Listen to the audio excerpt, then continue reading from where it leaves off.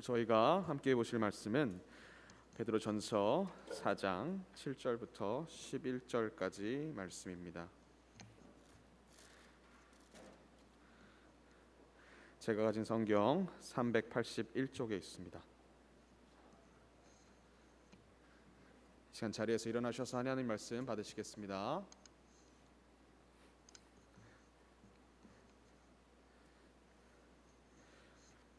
만물의 마지막이 가까이 왔으니 그러므로 너희는 정신을 차리고 근신하여 기도하라. 무엇보다도 뜨겁게 서로 사랑할지니 사랑은 허다한 죄를 덮느니라. 서로 대접하기를 원망 없이 하고 각각 은사를 받은 대로 하나님의 여러 가지 은혜를 맡은 선한 청지기 같이 서로 봉사하라. 만일 누가 말하려면 하나님의 말씀을 하는 것 같이 하고 누가 봉사를 하려면 하나님이 공급하시는 힘으로 하는 것 같이 하라. 이는 범사에 예수 그리스도로 말미암아 하나님의 영광을 받으시게 하려 함이니 그에게 영광과 권능이 세세에 무궁하도록 있느니라. 아멘. 이는 살아계신 하나님의 말씀입니다. 이 시간 담임 목사님께서 마지막 때를 살아가는 우리의 모습이란 주제로 말씀을 전해주시기 전에 말씀을 듣기에 앞서 주일학교 모범 학생과 모범 어린이 시상식을 진행하도록 하겠습니다.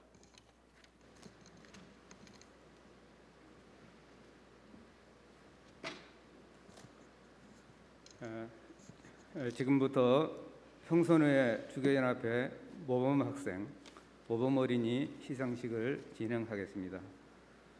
모범 학생으로 선정된 남민우 학생은 단상 중앙으로 올라오시기 바랍니다.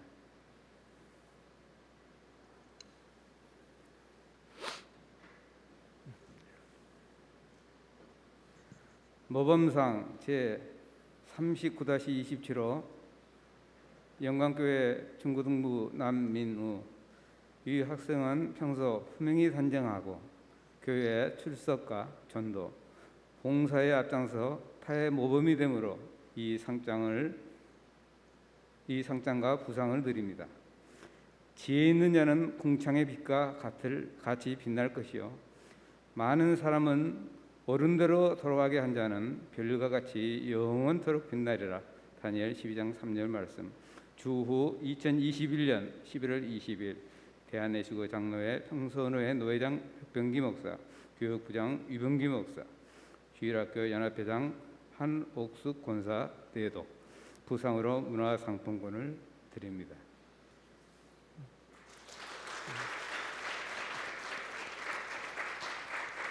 뒤로도서 인사하고.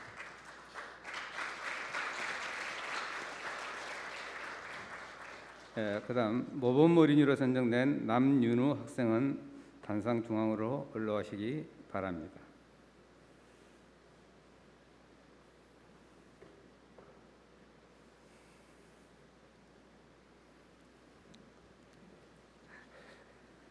모범상 제39-26호 영광교회 유초등부 남윤우. 내용은 전과 같습니다. 똑같이 부상으로 문화상품권을 드립니다. 축하해요. 약사다. 그래요. 축하합니다. 이상으로 모범학생, 모범어린이 인사하고. 시상을 마치겠습니다. 인사. 감사합니다.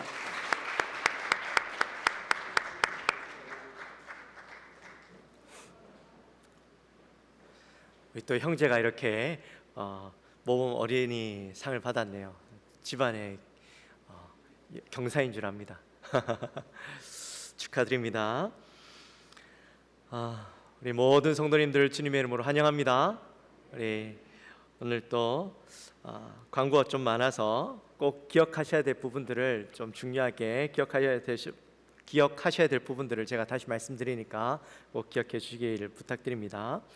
먼저 지난 3개월 동안 이 회복이라는 주제를 가지고 뉴미라클을 위해서 계속 달려왔습니다. 온 세대 예배 또 다니엘 기도회 이제 그 이어져서 마지막으로 이제 다음 주에 있을 뉴미라클 축제까지 이어졌는데요. 새로운 기적이라는 큰 타이틀로 오늘 옆에 보시면 우리 기도의 기적 회복의 은혜라는 이 타이틀을 가지고 우리가 계속 왔습니다.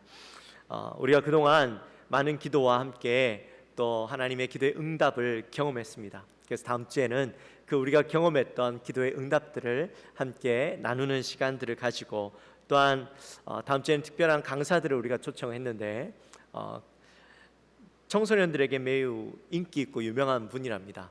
여러분들은 잘 모르실지 모르겠지만 청소년들에게는 거의 연예인급이라고 불려지는 그런 존쌤으로 유명한 우리 뒤셔의 현승원 의장님께서 오십니다. 아마 여러분 자녀들에게 이야기하면 혹시 알지 모르겠어요. 온라인 동영상 강좌로는 굉장히 유명한 분이라고 이야기를 하더라고요. 네, 이분이 아이들에게도 유명하지만 우리 어른들에게도 굉장한 도전을 주실 겁니다. 이분이 그렇게 성공하고 또한 그가 이렇게 살아갈 수 있었던 그 가장 큰 이유가 이제 뭐냐 하는 것을 다음 주에 여러분들에게 말씀해 주실 겁니다.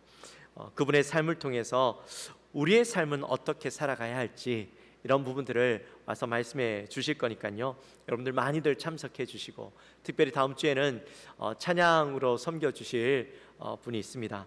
시각 장애인으로 워낙 또 유명하신 분이고, 혹시 여러분 들어보셨는지 모르겠습니다. 그 둘리 주제가 아시나요? 네, 둘리 주제가를 불렀던, 또 많은 광고의 CM송을 불렀던 오승환님과 그룹 징검다리라고 있는데 전 잘 몰라요. 제 세대는 아닌데 이분 보컬이었던 김형노 씨의 아들 김지호 형제가 다음 주에 와서 찬양을 할 겁니다. 이 청년은 예전에 스타킹에 나가서 워낙 유명해지고 이후에도 계속해서 활동도 많이 하고 방송 활동도 많이 하고, 특별히 2018년 평창 그 패럴림픽에서 노래도 불렀습니다. 또 이제 이 친구의 이야기를 뮤지컬로 만든 그런 것도 있고요. 그래서 워낙 많이 알려졌는데 다음 주에 이런 대단한 분들을 우리가 모셨습니다. 왜 모셨느냐? 우리가 지난 코로나 때문에 2년 동안 사실 거의 뭘 하지를 못했습니다. 작년에도 45주년이었는데도 불구하고 우리가 아무것도 못했죠. 그래서 우리가 올해는 좀 회복을 하자 하면서 마지막에 우리가 마지막 장식을 예배 축제로 이렇게 장식을 하려고 합니다. 여러분들 물론 지금도 코로나로 어렵지만 많이들 참석해 주시면 좋겠습니다. 법적으로 허용하는 그 범위 안에서 여러분들을 모시고 또 다른 방도 열어서 우리가 꼭 여러분들과 함께 할 수 있도록 할 테니까요. 여러분들은 걱정하지 마시고 오셔서 꼭 큰 은혜 받게 되시기를 부탁드립니다. 또 회복의 은혜가 있게 되기를 부탁드립니다. 근데 중요한 게 있어요. 다음 주에 11시에 오시면 다들 예배를 한참 드리고 있는데 오늘 무슨 일인가 하실 수 있어요. 다음 주에 몇 시에 모여요? 예배가요? 10시입니다. 10시 15분 전에 오셔서 여러분 예배 준비해 주시고 찬양을 준비해 주시면 좋겠습니다. 그리고 우리가 십시일반 하고 있죠. 다음 주까지 십시일반 하는데 작년과 똑같이 미자립교회 또 환우 또 도움이 필요하신 우리 이웃들을 섬기는 일을 합니다. 우리가 작년에 했는데 참 좋았어요. 그런데 올해는 사실 우리도 좀 어렵고 어려운 환경 속에서 올해는 좀 쉴까라는 생각도 했습니다. 근데 주에 이 미자립교회 우리 노회에 계시는 목사님들의 이야기를 들으니까 미자립교회들은 작년보다 올해가 더 어렵답니다. 오랫동안 이 코로나가 지속되다 보니까 성도님들이 이제 나오시던 분도 안 나오시고 이제 그게 너무 익숙해져 버린 거예요. 우리도 어렵지만 그래서 개척교회들, 미자립교회들이 너무 어렵다라는 거예요. 뿐만 아니라 환우들이나 하여튼 우리가 도와드려야 할 분들이 많은데 사실 이게 우리의 사명이잖아요. 우리가 교회가 존재하는 목적이 바로 이러한 일들을 하기 위해서인데 우리의 진짜 사명은 잊어버린 채 우리가 어렵다고 그것들을 외면해 버리면 안 될 것 같아요. 그래서 올해도 이 십시일반을 합니다. 우리 성도님들 어려운 환경이 있지만 우리 진짜 어려운 분들을 돕는 일 가운데 함께 마음으로 또 물질로 동참해 주시기를 부탁드립니다. 그리고 1층에 보시면 감사나무가 있습니다. 감사나무 작년에 또 우리가 해보셨지만 제가 어제 봤는데요. 너무 이파리가 없어요. 감사한 내용들이 없으신 건지 아니면 그냥 지나가시는 건지 모르겠는데 부탁드립니다. 여러분 꼭 그 감사나무에 여러분의 감사의 내용, 또 제가 지난주에 말씀드렸죠. 감사하지 못하더라도 기도의 내용들이라도 꼭 적어 주십시오. 그리고 그것을 위해서 우리가 함께 기도할 때에 우리가 이 올 연말이 지날 때 어떠한 응답이 있었는가 우리 함께 되돌아볼 수 있었으면 좋겠습니다. 꼭 부탁드립니다. 감사나무 꼭 채워주십시오. 그리고 이번 주 금요일 날에는 작은 도서관 세미나가 있습니다. 광주 청림교회 장윤재 목사님이 오셔서 이 작은 도서관에 대한 세미나를 해주시는데요. 이 장윤재 목사님 교회가 청림교회가 사실은 개척교회였습니다. 근데 작은 도서관을 통해서 지금은 지역사회 모범적인 교회로, 또 청소년들을 잘 훈련하고 양육하는 교회로 이제는 유명해졌고, 노회의 총회 안에서도 대표적인 그런 교회로 알려져 있습니다.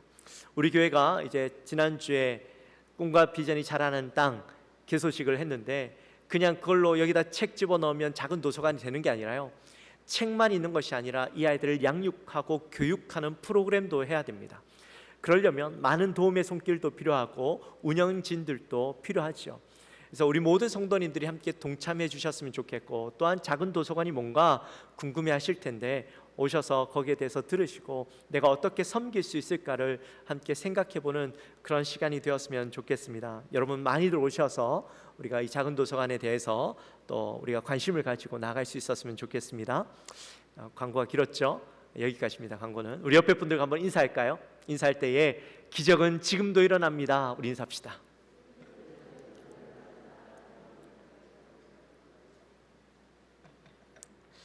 시작이 반이다라는 말이 있습니다. 이 말은 시작이 중요하다라는 말이죠. 시작하지 않으면 아무것도 할 수 없으니까 어찌되었든 시작하는 것 그 자체가 너무나도 중요하다라는 말입니다. 하지만 아무리 시작이 좋아도 끝이 좋지 않으면 결국에는 이건 실패한 것이 되어지죠. 제가 항상 교육자들이 이제 새로 오시면, 부임하시면 그분들께 늘 하는 이야기가 있습니다. 사역을 시작하는 것도 중요하지만 사역을 마무리하는 것도 너무나도 중요합니다. 꼭 사역을 마지막까지 최선을 다해서 섬겨주십시오. 그렇게 말씀을 드립니다. 사역자가 사역을 하다가 다른 교회로 또 가시게 되면 그쪽에서도 이전의 사역이 어떠했는지 반드시 전화가 옵니다. 저도 전화를 합니다. 그래서 그분의 사역에 대해서 이야기를 듣습니다. 좋은 이야기를 들을 때도 있고 또 안 좋은 이야기도 들을 때도 있죠. 근데 그것이 첫 인상이 되어지고 이분 사역하는데 굉장한 영향을 끼칩니다. 그래서 제가 꼭 부탁을 드립니다. 마지막까지 최선을 다해 주십시오. 하나님 앞에서 내가 섬긴다라고 생각하고 끝까지 잘 섬겨 주십시오. 그렇게 부탁을 드립니다. 우리의 신앙생활도 마찬가지죠. 우리가 신앙생활 할 때에 처음에는 은혜 받아서 열심히 합니다. 네, 열심히 하는 것도 중요하지만 우리가 모든 인생을 다 마치고 예수님 앞에 섰을 때에, 그 심판대 앞에 섰을 때에 예수님이 나를 뭐라고 평가하시느냐 하는 것은 너무나도 중요하죠. 우리가 열심히 처음에 살았지만 나중에는 좀 이 정도면 됐지라는 마음을 가지고 대충 생활하고 대충 신앙생활하고 하면, 우리가 주님 앞에 갔을 때 주님이 나를 평가하실 때에 내가 너를 도무지 알지 못한다라고 말씀하신다면 어떻게 하시겠어요? 그 인생은 실패한 인생이 되는 것이죠. 그 인생은 다시 우리가 돌아갈 수 없잖아요. 하나님 앞에 우리는 어떤 평가를 받을까 하는 것을 그렇기 때문에 늘 생각해야 되는 겁니다. 우리가 성경을 읽다 보면 성경이 반드시 강조하는 부분이 있습니다. 그것은 주님의 다시 오심과 마지막 때에 대한 이야기입니다. 오늘 본문 7절에도 보시면 만물의 마지막이 가까이 왔다, 그렇게 말씀하시죠. 사실 성경을 읽다 보면 늘 이 질문에 대한 궁금증이 생깁니다. 왜냐하면 분명히 성경에 보면 마지막 때다라고 이야기하고 있는데, 그 마지막 때, 이때 초대교회 성도들은 주님이 곧 재림하실 줄, 당대에 재림하신다고 믿고 그렇게 지내왔는데, 아니 벌써 2000년이나 지나버렸어요. 그러니까 왜 예수님이 아직 오지 않으셨는가? 베드로와 성경의 제자들은 예수님이 다시 오실 시기에 대해서 잘못 알고 있었던 것인가? 아니면 성경이 우리를 기만해서 우리를 속이고 있는 것인가? 라는 생각을 하게 되죠. 혹시 여러분 그런 생각 해보신 적 없습니까? 분명히 마지막 때라고 했잖아요. 당대에 오시는 줄 알고 그들이 믿고 살아갔잖아요. 곧 오실 거라고 믿고 살아갔잖아요. 성경에 그렇게 적혀 있잖아요. 근데 왜 예수님 아직 오지 않으셨나요? 도대체 마지막 때는 언제인지, 주님이 다시 언제 오시는지 우리는 늘 궁금증을 가지고 살아갑니다. 이 시간이 너무 길어지다 보니까 우리의 마음에 주님 아직 오실 때가 멀었나 보다, 안 오시나 보다 라고 생각하기도 합니다.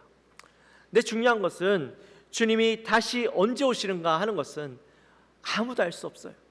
주님이 오셔야지만 그때라는 사실을 알지, 이 땅에 있는 모든 사람들은 주님이 언제 오실지 결코 알 수 없어요.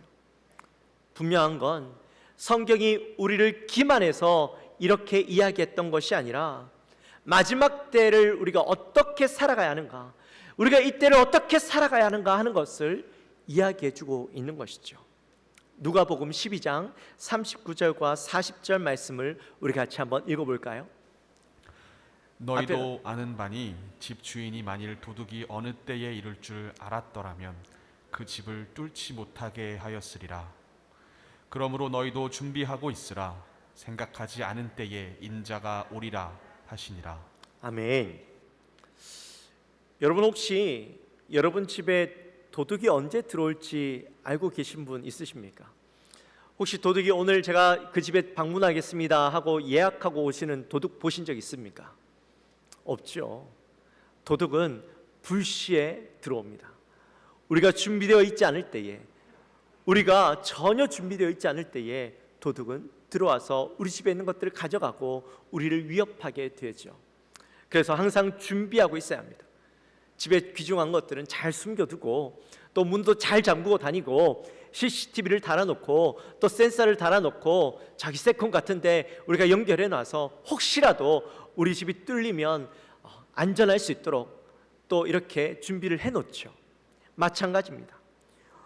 우리 신앙생활도요, 언제 주님이 다시 오실지 모르기 때문에 주님이 곧 오실 것처럼 준비하고 살아가야 된다라는 것이죠.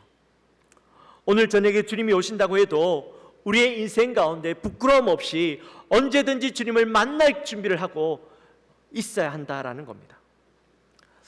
어떤 사람이 이렇게 질문을 했습니다. 만약에 오늘 당신의 마지막 날이라면, 오늘이 당신의 마지막 날이라면 당신은 늘 살아왔던 대로 살아가시겠습니까?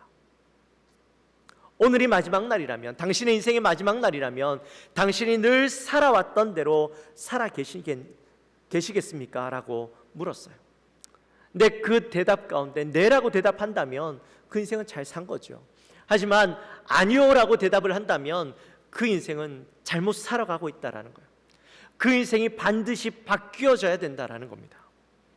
우리의 인생은 만약 오늘이 마지막이라고 해도 하나님 앞에서 부끄러움 없는 인생을 살아가고 주님을 기쁨으로 맞이할 수 있는 그러한 삶이 되어야 되는 것이죠.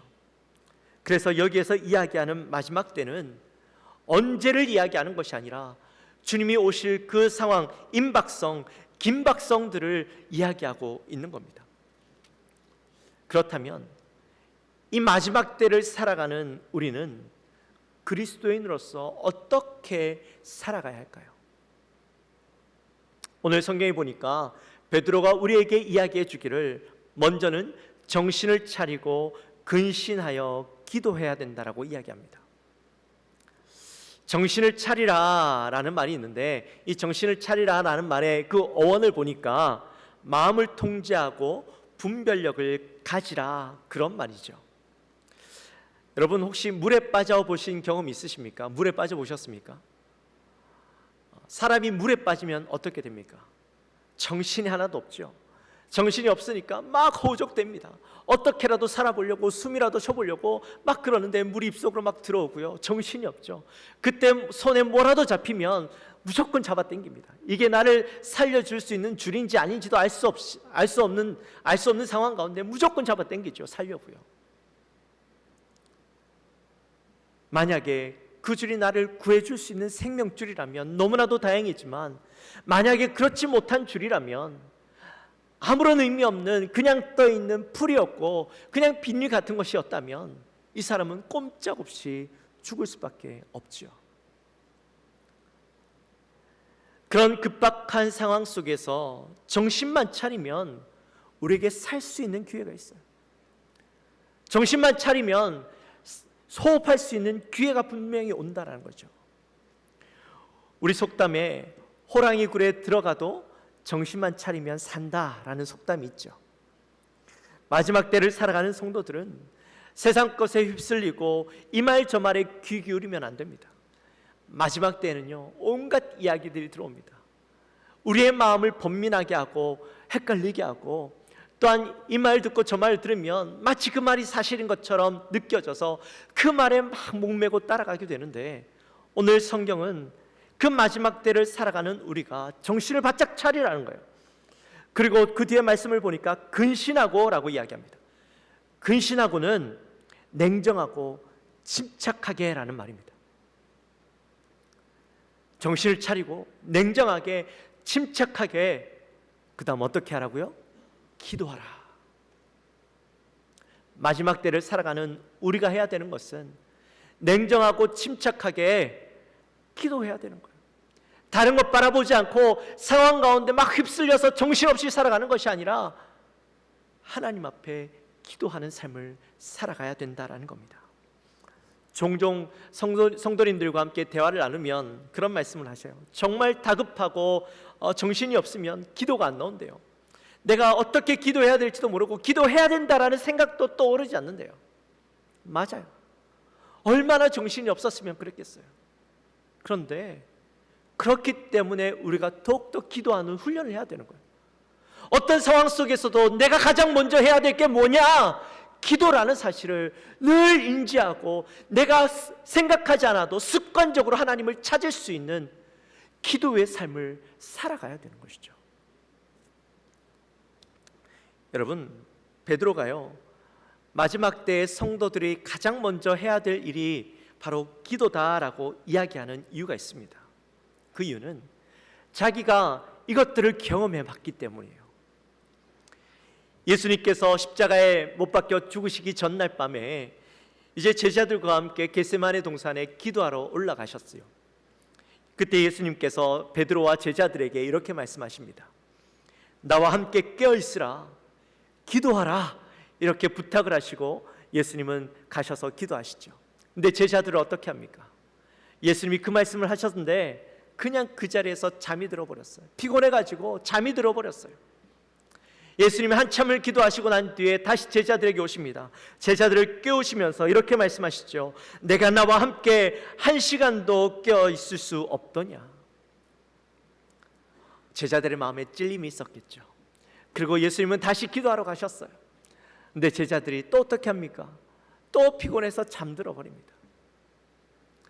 예수님이 기도를 다 마치시고 난 뒤에 그제서야 깨우니까 눈이 떠졌어요. 근데 그때 어떤 상황이 생깁니까? 예수님을 잡으러 오는 병사들이 있죠. 베드로가 그 병사들의 모습을 보고 예수님을 막 붙잡아 가려고 하니까 놀라가지고 그냥 자기 감정대로 말고의 길을 칼로 잘라버렸어요. 뿐만 아니죠. 예수님께서 대제사장에게 붙잡혀 가셨을 때에 이 베드로가요, 예수님이 그 끝이 어떻게 되는가 보려고 그 대제사장 집으로 갑니다. 그리고 그 옆에 있던 불가에 앉아 있는데 한 소녀가 너도 갈릴리 사람 예수와 함께 있었도다, 이렇게 이야기하니까 베드로가 어떻게 합니까? 예수님을 3번이나 그 자리에서 부인하게 되어지죠. 결국 정신 차리지 않고 근신하여 기도하지 않으므로 그의 모든 마음들이 다 무너져 내려온 거예요. 준비되어 있지 않으니까 예수님을 부인하고 그의 인생의 모든 것들이 내려앉아 버리는 그런 것들을 경험했던 것이죠. 반면에 예수님은 어떠셨습니까? 예수님은 기도로 승리하셨죠. 기도하실 때에 내 아버지여, 할만하시거든 이 잔을 내게서 지나가게 없어서, 이렇게 기도하셨어요. 처음에는 이렇게 기도하셨어요. 예수님의 마음 가운데 얼마나 번민이 있으셨겠어요. 내가 이 땅에 왔는데 내가 죽어야 되는데 모든 사람들의 죄를 지고 내가 십자가에서 비참한 고통을 겪으면서 죽어야 하는데 하나님, 이 시험 내가 지나갈 수만 있다면 이 잔을 내게서 옮겨주십시오, 기도했어요. 근데 하나님 앞에 이것을 놓고 기도할 때 어떠한 일들이 일어났습니까? 정말 그 기도대로 그 예수님의 그 잔이 옮겨졌나요? 아니죠. 도리어 예수님은 그 가운데 이것이 하나님의 뜻이고 내가 이것을 감당해야 된다라고 분명한 확신을 가지고 기꺼이 십자가를 지셨던 것이죠. 그러므로 우리도 정신을 차리고 근신하여서 기도해야 되는 거예요. 그리고 베드로는 우리를 향해서 뜨겁게 사랑하라 이렇게 말씀합니다. 우리 8절 말씀 같이 한번 읽어볼까요? 무엇보다도 뜨겁게 서로 사랑할지니 사랑은 허다한 죄를 덮느니라. 아멘. 자, 여기에 보니까 뜨겁게 사랑하래요. 여러분, 뜨겁게라는 말이 그 원어로 보니까 힘껏 전심전력하는 그런 의미가 있더라고요. 운동선수들이 운동 경기에 나가면 어떻게 합니까? 이기기 위해서 최선을 다하죠. 자기의 온 힘을 다하여서 이 경기에 나갑니다. 동계 올림픽 가운데 저는 꽃이 피겨 스케이팅이라고 하는데요. 저는 사실 제일 긴장감 있게 보는 것이 스피드 스케이팅입니다. 우리나라 선수들이요 최선을 다해서 달리죠. 근데 막판 이 결승점에 다다를 때는 어떻게 합니까? 정말 온 힘을 다하고 있는 것이 보여집니다. 특별히 이 결승점 앞에서 정말 조금이라도 0.01초라도 땡기기 위해서 다른 선수보다 먼저 들어가기 위해서 발을 쑥 내미는데 그 칼날 조금의 차이라도 어떻게 먼저 나가보려고요? 발을 쭉 내밀어요. 온 힘을 다해서 발을 쭉 내밀어요. 근데 그것이 그 사람에게 있어서 승리를 안겨주게 되죠. 오늘 말씀에 뜨겁게라는 말은 마치 그것처럼 온 힘을 다해서 전심전력 다해서 사랑하라 그런 말입니다. 자, 그렇다면 우리는 누구와 이렇게 사랑해야 될까요? 뜨겁게 사랑하는 것 할 수 있죠. 근데 누구랑 이렇게 사랑해야 될까요?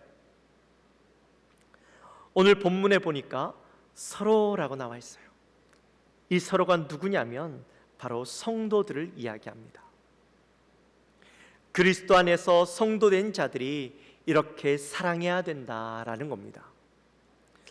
그냥 형식적으로 사랑하는 것이 아니라 뜨겁고 진지하게 이 성도들끼리 사랑해야 된다라는 거예요. 그렇게 사랑하면 어떠한 결과가 있냐면 오늘 본문에 보니까 허다한 죄를 덮는데요. 여러분, 사랑할 때 가장 중요한 게 뭘까요? 사랑할 때 가장 중요한 것, 사랑해 보셨죠? 사랑할 때 가장 중요한 게 뭡니까? 믿음. 맞아요. 그것도 중요합니다. 근데 또 중요한 게 있습니다. 바로 용서와 이해입니다.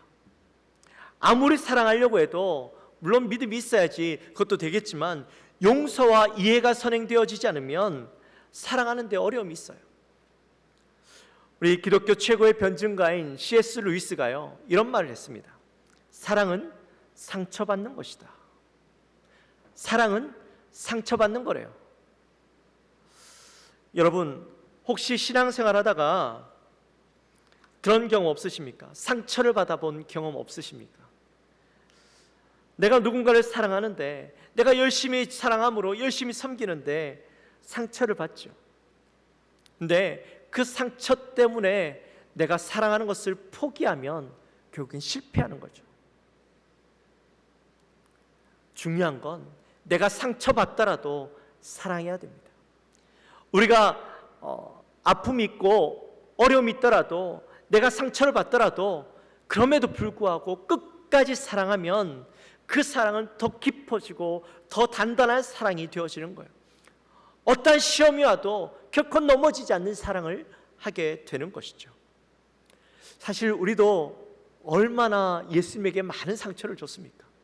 예수님이 우리를 너무나도 사랑해 주셨는데도 불구하고 우리는 끊임없이 예수님에게 상처를 주고 아픔을 주고 우리 그러면서 살아왔잖아요. 그런데도 불구하고 주님은 우리를 포기하지 않으셨어요. 더 사랑해 주셨어요. 우리를 위해서 더욱더 기도 많이 해주셨어요. 아낌없이 자기를 내어주셨어요. 그러므로 우리도 예수님처럼 그렇게 사랑해야 되는 것이죠.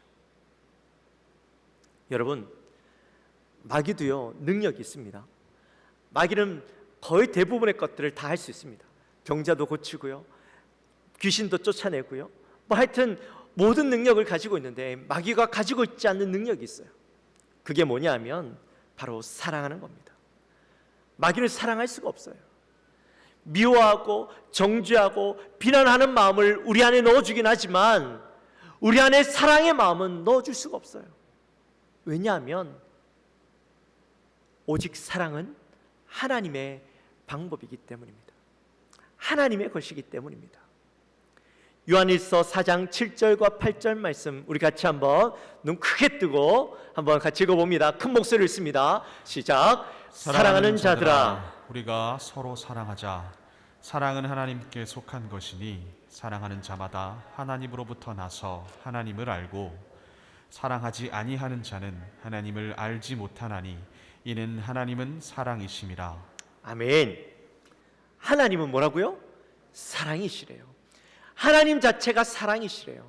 그러므로 우리는 마지막 때 우리가 더욱더 믿는 자들이 그리스도 안에서, 믿음 안에서, 그리스도의 사랑 안에서 함께 사랑하고 용서하고 이해함으로 지내야 된다라는 겁니다.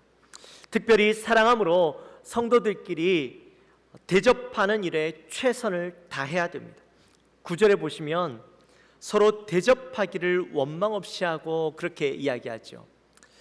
사실 이 대접하는 것 자체가 우리의 마음에 대접할 마음이 있기 때문에 하는 것이지 누군가를 섬기고자 하는 마음이 없이 대접하고자 하는 마음 없이는 하기가 힘들어요. 못해요. 근데 오늘 본문에 보니까 이 대접하기를 원망 없이 하래요. 자, 대접할 마음이 있어서 대접하는데 왜 원망하는 마음이 생기는가? 거기에는요 사연이 있습니다. 지금 초대교회에는 성도들에게 비난이 있고 핍박이 있죠. 그래서 이 핍박 때문에 도망다니는 사람들이 있었습니다. 이렇게 쫓겨다니고 저렇게 쫓아다니고 자신의 신분이 탄로날까 봐 숨어 지내야 하는 그런 그리스도인들이 있었습니다. 근데 문제는요, 믿음 때문에 신앙을 지키기 위해서 그렇게 도망자 삶을 살아가는데 이 도망자를 받아줄 만한 곳이 별로 없었어요. 이들을 숨겨주면 자기에게도 위험이 생기니까 이들을 받아주지 않는 거예요. 결국에는 이들을 받아줄 수 있는 사람이 누구겠어요? 같은 성도들인 거예요. 같은 그리스도인들이 이들을 받아줄 수밖에 없는 것이죠. 근데 처음에는 사명감을 가지고 받아줍니다. 근데 그게요 길어지고 또 반복되다 보니까 이 받아주는 사람들 마음 가운데도 불편함이 생기는 거예요. 원망하는 마음이 생기는 거예요. 도망하는 사람들은 누군가는 목숨을 지키기 위해서 도망다니지만 누군가는 목숨을 걸고 도망하는 사람들을 지켜주고 재워주고 먹여줘야 되는 것이죠. 그러니 얼마나 힘들겠어요. 그런데 그런 상황들을 베드로가 다 알고 있으면서도 불구하고 오늘 본문에서 뭐라고 이야기하냐면 원망 없이 하라. 원망 없이 하래요. 마음에 불편 갖지 말고 힘들고 어렵더라도 감당하라는 거예요. 왜? 이게 바로 사랑의 행위이기 때문에, 이게 바로 뜨겁게 사랑하는 것이기 때문이라는 겁니다. 이것이 그저 형제를 대접하고 섬기는 것이 아니라 바로 예수 그리스도를 섬기는 것이기 때문에 너희가 그렇게 해야 된다라는 겁니다. 그리고 마지막으로 선한 청지기 같이 봉사하라고 이야기합니다. 10절 말씀에 우리 10절 말씀 같이 한번 읽어보겠습니다. 10절 말씀. 각각 은사를 받은 대로 하나님의 여러 가지 은혜를 맡은 선한 청지기 같이 서로 봉사하라. 아멘. 우리 모두는요 각자가 받은 은사가 있습니다. 여러분들에게는요 모두 다 은사가 있습니다. 나는 은사가 없는데요, 전 제 은사가 뭔지 모르겠는데요, 아직 발견하지 못했을 뿐이지 여러분들에게 은사가 다 있어요. 한 명도 하나님께서 은사를 주지 않은 사람이 없어요. 하나님께서 여러분들을 영광교회 보내실 때에 각자에게 은사를 주시고 그 은사를 통해서 교회를 섬기도록 보내신 겁니다. 어떤 사람들은 찬양의 은사, 또 기도의 은사, 섬김의 은사, 봉사의 은사, 하여튼 다양한 은사들을 다 가졌는데 우리 지난 금요일 날에도 함께 말씀을 나눌 때에 그랬죠. 하나님께서 이 은사를 주신 것은 그냥 주신 것이 아니라 내가 세상에서 돋보이도록 내가 남들에게 나를 자랑하기 위해서 이 은사를 주신 것이 아니라 교회를 섬기기 위해서, 복음을 위해서 우리에게 은사를 주셨다라고 말씀해 주시지 않으셨습니까? 그러므로 우리는 이것을 교회를 위해서 써야 되는데, 오늘 본문 말씀에 보니까 어떻게 써야 되냐면 선한 청지기 같이 써야 된다라는 거예요. 여러분, 선한 청지기가 뭘까요? 선한 청지기. 청지기라는 말이 하나님께서 맡기신 일을 관리하는 사람 또는 그 일들을 행하는 사람을 청지기라고 이야기합니다. 근데 선한 청지기, 선한이라는 말이 더 붙었어요.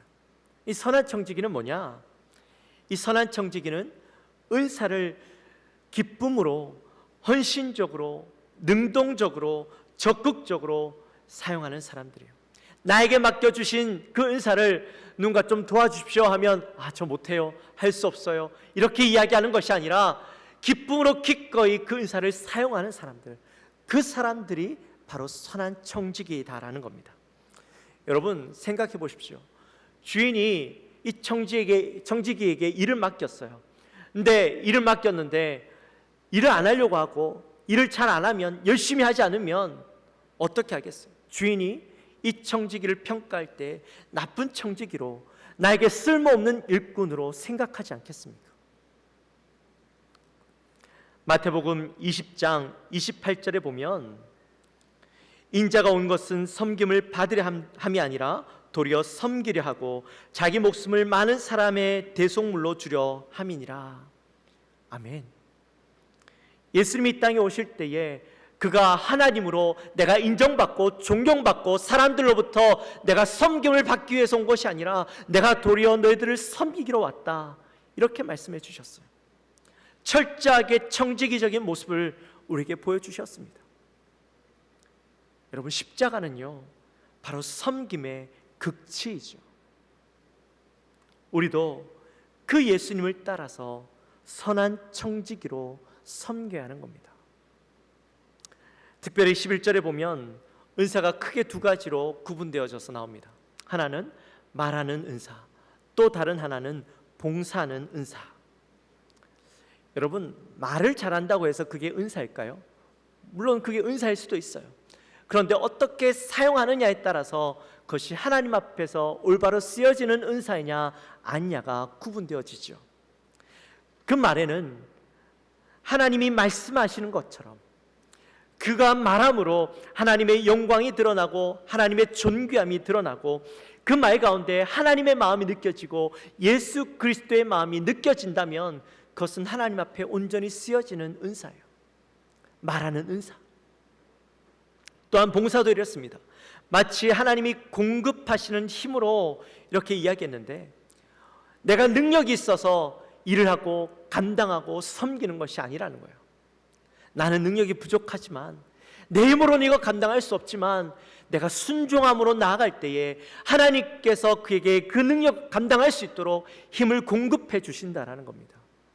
내가 부족하지만 기쁨으로 내가 감사함으로 나아갈 때에 하나님께서 끊임없이 내가 일을 감당하도록, 내가 처음에는 이것밖에 감당할 수 없었지만 하나님은 힘을 주셔서 나중에는 이만한 것까지도 감당할 수 있는 그 힘을 공급하시는 것을 내가 경험하고 그 앞에 쓰여지는 것처럼 사용하라는 거예요. 그렇게 하나님 앞에 쓰여지면, 내가 하나님 앞에 내 은사를 내어드리면, 하나님 앞에 봉사하면 하나님이 영광 받으시고 이 땅에 우리를 부르신 목적대로 쓰임받는 인생이 되어지는 것이죠. 우리가 그렇게 매일 살아간다면 오늘 주님이 오신다 해도 우리의 마음 가운데 두려움이 없죠. 불편함이 없죠. 기쁨으로 주님을 맞을 준비가 되어지는 것입니다. 이제 말씀을 마칩니다. 사랑하는 성도 여러분, 여러분은 마지막 때를 어떻게 살아가고 있습니까? 오늘 여러분의 삶이 마지막이라 할지라도 지금처럼 살아가실 수 있으시겠습니까? 여러분은 주님을 기쁨으로 맞을 준비가 되어 있으십니까? 베드로가 우리에게 이야기한 대로 정신 차리고 근신하고 기도하고 뜨겁게 사랑하고 선한 청지기 같이 봉사함으로 마지막 때에 하나님 앞에 부끄러움 없는 우리를 통해서 영광 받으시기에 합당한 자의 모습으로 살아가는 저와 여러분의 모습이 되어지시기를 주님의 이름으로 축원합니다. 우리 시간에 함께 찬양합시다.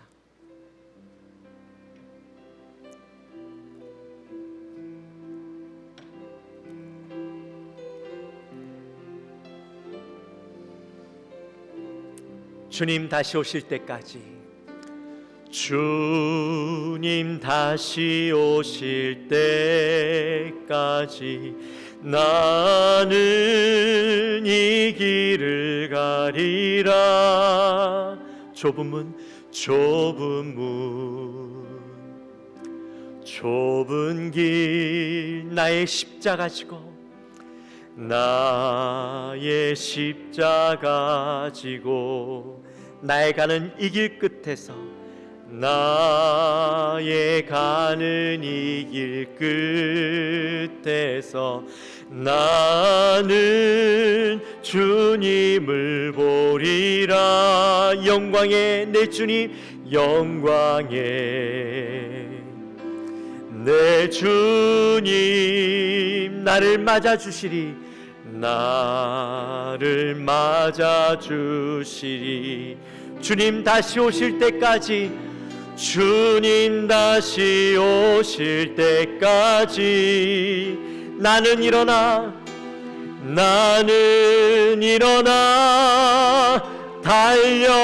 달려가리라. 주의 영광 온 땅 덮을 때 나는 일어나 노래하리. 내 사모하는 주님 온 세상 구주시라. 내 사모하는 주님 영광의 왕이시라. 주님 다시 오실 때까지, 주님 다시 오실 때까지 나는 일어나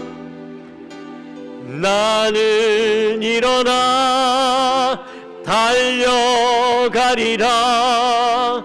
주의 영광 온 땅 갚을 때 나는 일어나 노래하리. 내 사모하는 주님, 내 사모하는 주님 온 세상 구주시라.